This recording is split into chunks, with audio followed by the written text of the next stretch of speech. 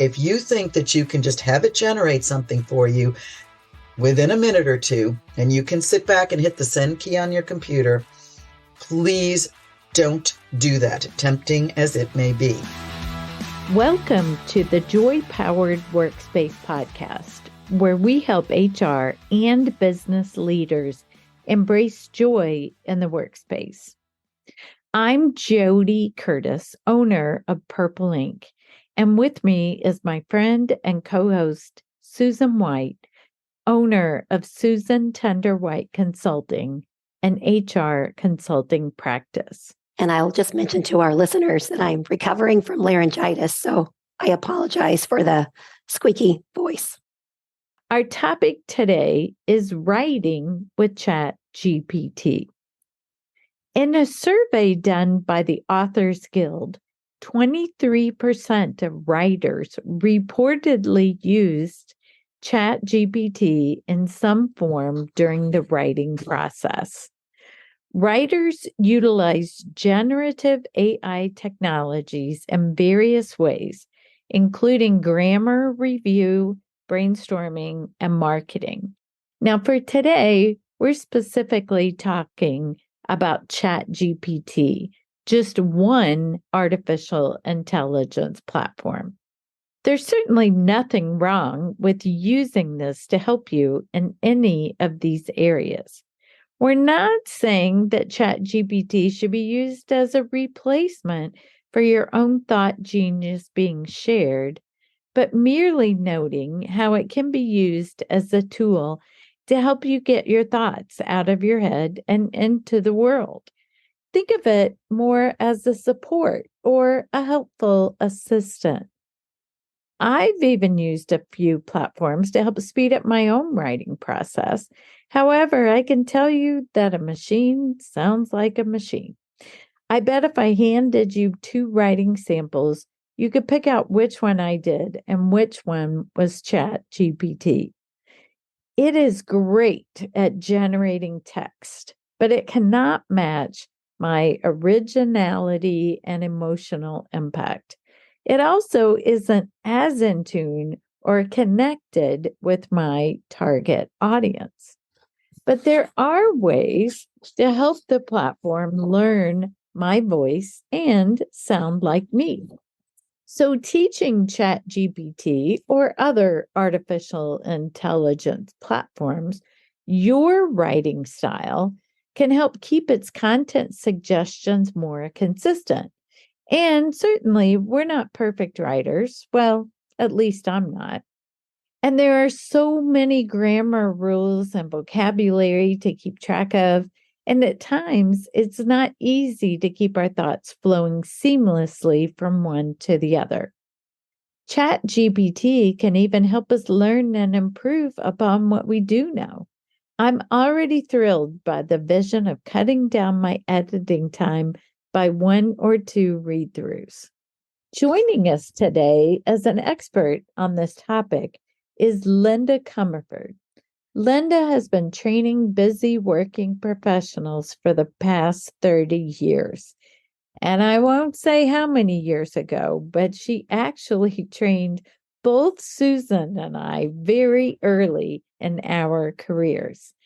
Linda trains and coaches in writing, grammar, speaking, customer service, and interpersonal communication skills, including her certification in emotional intelligence. Add a great sense of humor to Linda's savvy business sense, and you'll understand why her clients describe her as an edutainer with her workshops that work. Linda, it's always good to have you here. So thanks for joining us again today. My pleasure. Linda, what do you think? Is ChatGPT going to replace our need for us to participate in the writing process?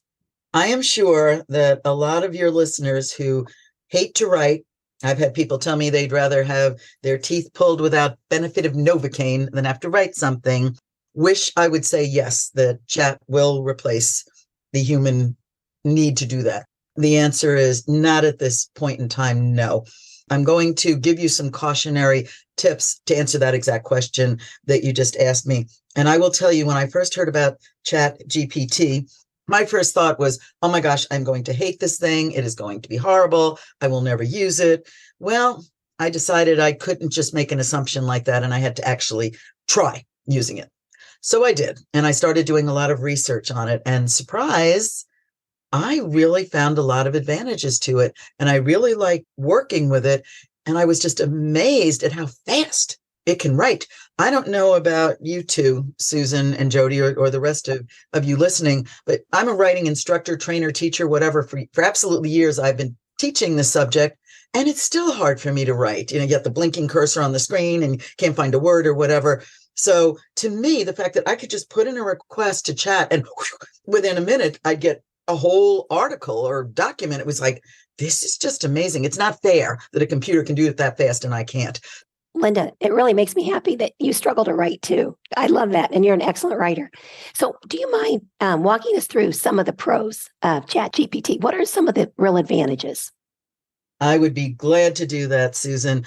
I now view ChatGPT, I've got an acronym for you, as a good practice tool. It's something to practice with, practice to help give you something in writing that perhaps might be better than you could come up with on your own. Or even if you could come up with something better, you don't have the amount of time when chat can do it in 2 minutes. So good practice tool. But beyond that, that's my biggest pro. Then we'll get into the cons. So I have for you 5 pros. Number 1, it's easy to use. I mean, it's even easy to use to get started with it. I thought I wouldn't even be able to get into the tool itself. And I generated my little username and password, and chat said, we're ready to go. Ask me what you want me to write for you and I'll do it. And I'm okay, because I'm not a technological genius. And if I can get in and use it easily, all of you can as well. Number 2, as I mentioned a moment ago, it saves you time because it writes so quickly and so efficiently.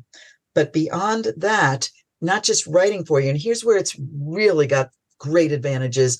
What it does is it can function as a research assistant for you. By that, I mean, you just put a topic in and it'll do all the research for you. And I've had people ask me, hey, can't we just Google the topic and get the same result? Not really, because chat is a lot more focused on what it is you actually want them to research. It just has a different feel to the research. Again, if we're looking to save time, and I'm one of those people who, with the holidays coming, I'm asking for more than 24 hours a day, and I'm not going to get it as in my Christmas stocking because we're all so darn busy. It'll just really get you what you need research-wise really fast. So I suggest replace Google with chat. Number 4, what it really shines at is brainstorming for you. Because again, Susan, that blinking cursor, sometimes you're just looking and say, I don't even know how to start. I don't even know what I want to say. And what I recommend in my classes is that you do a 2-minute, what I call a jot exercise, where you just have your topic and you just jot all of your ideas for 2 minutes and then come up with your ideas. And that is a great tool that I've used successfully, recommended to many people who say, wow, I love doing the jot. But my jot for 2 minutes was nothing compared to what chat came up with in a few seconds. What was interesting was most of the ideas were similar. I was creating a program called 10 Tips for delivering powerful presentations. And it came up with 10 tips as well. I'd say about 7 or 8 of them were the same as what I had come up with, but it came up with 2 or 3 others where I thought I could have sat here for a week and never have come up with those good ideas. So it really helps as a brainstorming tool. Finally, if you're not the best writer, and Susan and JoDee are both really good writers, I have to say that. But if you feel like you're not the best writer, just don't know how to word things, it gives you sample wordings that you can use. Now we're going to skip quickly to a con here because I'm done with my 5 pros. The biggest con is that if you think that you can just have it generate something for you within a minute or 2, and you can sit back and hit the send key on your computer, please don't do that, tempting as it may be. It's just not going to generate something that's send ready. You have to do some work on your own to get it to that point. So you will save time in the planning and the writing, but you still have to get in and do the reviewing of it yourself. So that's the biggest con. More on that in a moment. Con number one on my list here is if you really want to use chat effectively, be careful choosing the right words you want to use for what chat calls a prompt. That's the topic that you want chat to research. So you type in your topic. If you are too general, oh my gosh, you'll get the world of information. I do not know how many sources chat has at its fingertips, but it's thousands, I'm guessing more like millions of documents and articles and wordings that it compiles for you when it writes for you. So I tried putting in a prompt of the value of computer software training in the business world. It was all over the place. It was too much. I couldn't do anything with it. So I narrowed it down to something more specific. Best practices for using Outlook, Word, and Excel for beginners in the business world. And that focused it down to where it got to more of what I was looking for. And probably then you could even focus it down to just Outlook, just Word, just whatever. Write your prompts carefully. And I did find that this is kind of interesting because unfortunately the world seems to be kind of rude in the way people interact with each other nowadays. And chat was very specific in saying, when you write your prompts, please do so politely. We are looking for polite wording as you make your request. A computer even cares about us being polite. So be polite as you write to it. Okay. Number two, as I mentioned, chat cannot replace writing something in your own human, authentic style. Susan and JoDee, how many years have you two worked with each other? About 9. About 9 years. By now, I think you pretty much know each other's writing styles. So I have kind of a feeling that if JoDee were to write to Susan and send something that chat had written instead, Susan might be sitting back, scratching her head saying, that just doesn't quite sound like the JoDee that I know. It just doesn't quite, air quotes, sound like JoDee. So you want to make sure that I would say that JoDee would JoDify her wording, sending it to Susan so that it would sound authentic. Number 3, when you get information from chat, that information can be biased. So if you are researching something that could be seen as controversial, and there are a lot of controversial subjects floating around out there in the world today, depends on who wrote the article, what kind of bias you might get in what you receive from chat. So make sure it actually aligns with your values and what you really want to convey with the document that you're sending out. That information can also be outdated. As you can imagine, chat does not update what's in their system all that often. So you could be working with outdated, and therefore, even because this world just changes so much nowadays so quickly, actually you could be dealing with receiving inaccurate information. So make sure you check to see that things aren't outdated or inaccurate. Linda, one thing I've recommended that people do the first time I was on ChatGPT is I just typed in my own name to see what would come up. And there were several errors in there. In general, most of what it said was correct, but I think that's a good test for everyone to do, to put in your own name, and then you realize, yes, it does make mistakes. It doesn't have all accurate information out there. JoDee, wow, I had not heard that before. That is fabulous. And in my virtual workshops, I have gotten these gold coins that are actually chocolate coins, and I give those out to people for great ideas. You just earned yourself a gold coin for that one. Well, can you mail it to me? Sure. The check's in the mail. The coin is in the mail. It's chocolate, I want it. So. It's chocolate. It is chocolate. That's wonderful. And I'm interested to see what it'll say about me. As soon as we're done with this podcast, you know what I'll be doing. And then you also have to be careful to proofread for grammar, punctuation, spelling, and as I just mentioned a moment ago, accuracy errors. It is not perfect in any way, shape, form, or manner. And in my research, it actually showed that it has a tutorial on grammar and punctuation that it says if you don't know grammar and punctuation, use their rules. I'm a little skeptical about that. And that's something else I have on my to-do list, is to check to see how accurate their grammar and punctuation really is. So to be continued.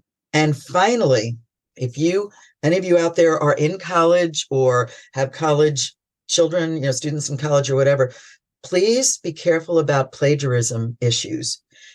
even something that you send out that you get from chat and you send it out to people, you run the risk of somebody seeing, like if you post on a Facebook or LinkedIn or something like that, you've written something and it's from chat. Someone could look at that and say, wait a minute, I wrote that about 3 years ago. That's my article. How dare they steal my article? Because as I said, when you get information from chat, you know it came from ChatGPT. You don't know who actually contributed to the document. And let me tell you what happened to the son of a friend of mine, a college student who had the assignment to write a paper about a poem, and the professor had given them the poem. And then you had to analyze the poem according to some criteria that the professor assigned. Well, the weekend was beckoning, and hey, go out and play or write a paper. I'll use chat. So he did. And chat created what I think I probably would have considered to be an A paper, except for one thing. Remember, I said to you, the professor had provided the poem. Chat also provided the poem, but 2 or 3 words were different from the poem in the chat version than in the professor's version. And that was a huge red flag for the professor, who said, wait a minute. And then from that miswording, was able to track down where the student had actually gotten the paper. And the student wound up before the review board of ethics, almost got suspended from college. Totally agree with your pros and cons. It can be very helpful to us, much speedier process, but we have to review. Now, you mentioned earlier, you talked about if Susan and I wrote something to each other, we might recognize that it doesn't sound like our normal writing voice. What are some tips that you might give our listeners on how we can help with that, or just in general to have ChatGPT work to our advantage? Yes, I actually brought my top 10 tips for writing that I will go through very quickly, and they will help you have an authentic voice, writing style that other people actually want to read and continue communicating with you about. So this isn't one of the 10 tips, but I want you all to know you have a writing reputation, a little bit different than the writing between Susan and JoDee with the voice. Your writing reputation is when your name pops up in somebody's inbox.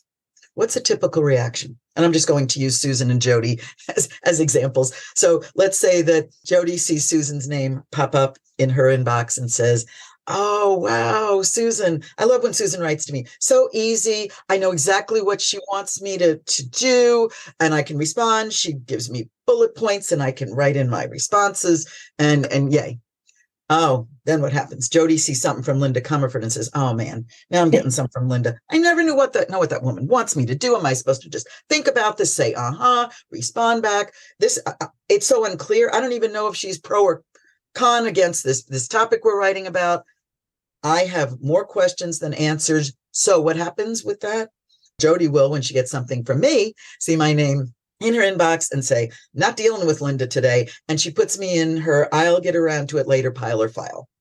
You never want to get into somebody else's I'll get around to it later pile or file, because the emails come in so quickly that those just drop down to the bottom. And you're sitting there saying, I'm never getting a response from people. Why not? Because they aren't looking to read your stuff, and you get to the bottom and you don't get the responses you're looking for. So you want a writing reputation that when your name pops up in somebody's inbox, they say, oh, wow, can't wait to read this. Now, 10 tips from there. Number 1, when you write, you have to know your audience and write to them, and you have to meet their needs, meaning you have a purpose when you write. And that is something that nobody or nothing, my little reference here to chat, knows better than you.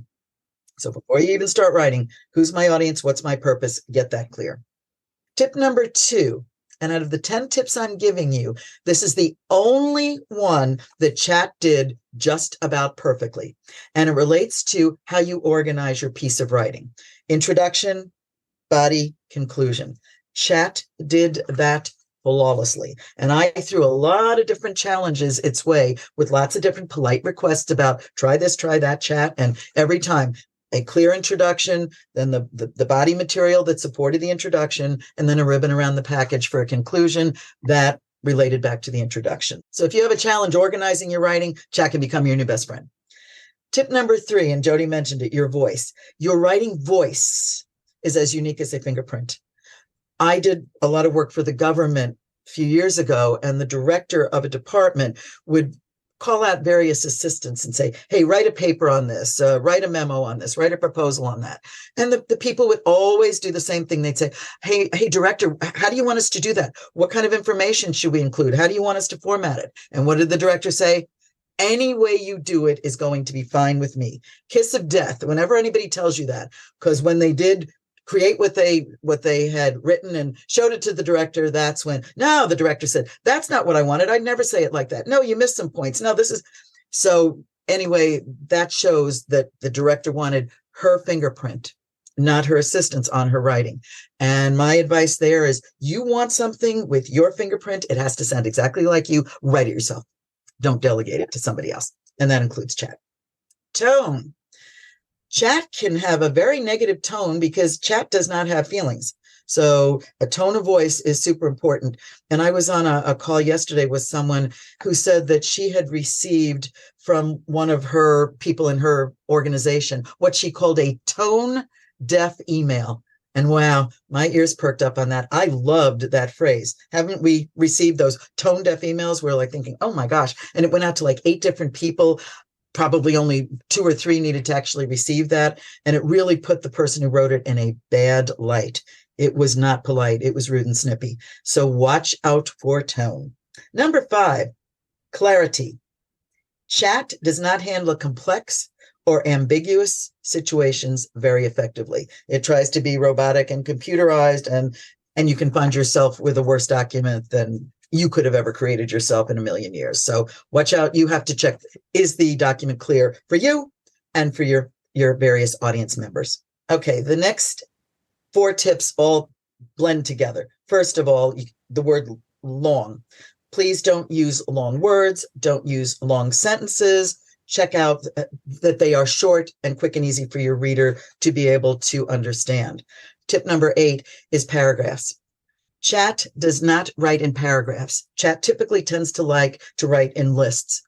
And when I asked it to convert those lists into paragraphs, I got a 2-line paragraph for the 10 different whatever lists, things that it listed before. So you're going to have to be sure that chat uses paragraphs for you, unless you really do want lists instead. Tip number 9, you want a scannable format. Your lists have to, you bolding, your how you format those. Chat does it inconsistently.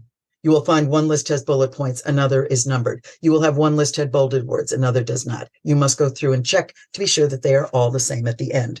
And my last tip, I repeat it again, accuracy, grammar, punctuation, spelling, facts that only you can know, proofread, proofread, proofread. All right, so now I want to share with you an example of a chat written example, a creative example relating to emotional intelligence. Oh, yes, it's very creative, but think, would you ever write like this? Here we go. Emotions, those wild roller coasters of feelings that make us laugh, cry, and occasionally want to throw a tantrum like a toddler denied a second scoop of ice cream. But wait. There's a secret to mastering these emotional acrobatics. It's called emotional intelligence, or EQ, and it's about as mystical as learning to juggle flaming marshmallows. In this essay, we'll embark on a side-splitting journey through the hilarious world of emotional intelligence, discovering why it's essential, how to develop it, and how it can turn even the most emotional shipwrecks into circus performers. Wow. Creative, yes. Make you laugh, yes. Your style, probably not. So please use ChatGPT as the good, even great practice tool it is, and you're sure to get lots of value from that tool. Very nice. Well, lots of great advice in there, Linda, that we appreciate you sharing with us and our listeners. What if people have questions or need help with writing, grammar, presentations? How can they get a hold of you? They can reach me through my email, which is linda@comerfordconsulting.com, COMERFORD, linda@comerfordconsulting.com. They can visit my website, www.comerfordconsulting.com, or just call me on my cell, 317-696-4444. Thank you so much. We love to ask a question about joy in your work. What is one small step or change you made during your career that boosted your joy at work? I don't have enough time to tell you how much joy it brings to my life to teach emotional intelligence. Yes, I love all the subjects you just mentioned, JoDee, but emotional intelligence is actually life-changing. And it's a subject that unfortunately students aren't receiving any information about in school or oftentimes in the business world, but it's becoming more and more popular. And it just, when you realize that you can control your emotions, life just opens up to all kinds of new possibilities. So that has brought me a lot of joy, as well as working with Purple Ink. That's always a joy for me. Thank you so much, Linda. Thank you, Linda. Thank you so much. You are very welcome. Our listener question today is from a listener of one of our regular podcasts. And of course, we always welcome questions from any of our listeners.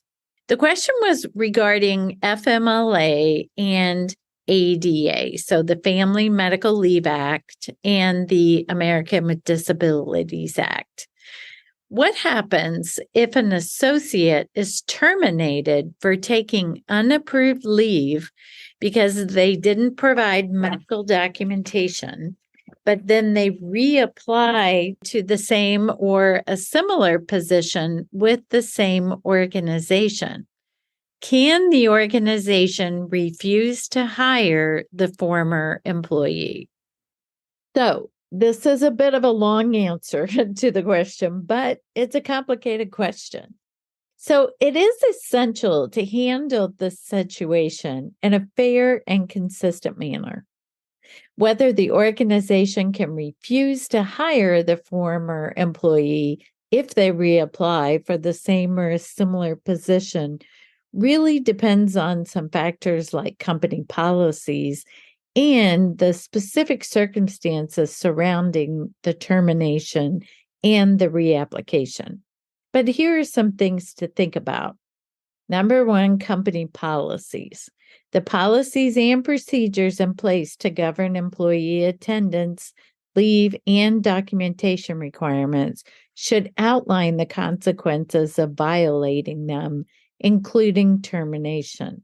If the policies were violated and the person was terminated accordingly, the organization may have grounds to consider the past behavior when deciding whether to rehire. Specifically, another area is on rehire policies. Organizations should have clear policies regarding rehiring former employees, including those who were terminated for whatever reason. These may specify a waiting period before a terminated employee can reapply or outline the circumstances under which rehiring may or may not be considered. Third, think about the circumstances and improvement.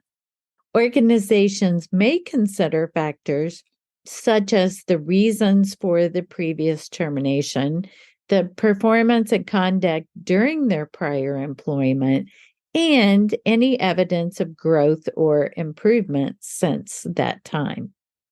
The fourth is consistency. It's crucial for organizations to apply their rehiring policies consistently to avoid any perception of discrimination or unfairness. It's time for In the News. The allocation and use of vacation time is turning out to be an important measure of the remote work versus in-office work debate, which continues. An analysis of HR management software provider Gusto shows that remote workers are taking 5.5% less vacation time than their in-office counterparts. This debunks the belief that remote workers are less engaged and likely to take more time off. The report found that remote workers only took an average of 86 hours of vacation time over the last year, but that non-remote workers or in-office workers took 91 hours. Gusto surmises that with more flexible work schedules and locations, both inside and outside of the home, those working remotely may experience less burnout. But they also warn that employers should check in on their remote workers to make sure they're not taking vacation time simply because they don't feel entitled to it, or because they fear taking time off may look like they're not as hard working. Thanks for joining us today, and please tune in next time and make it a joy-powered day. If you would like SHRM recertification credit for listening to this podcast, please visit getjoypowered.com/SHRM.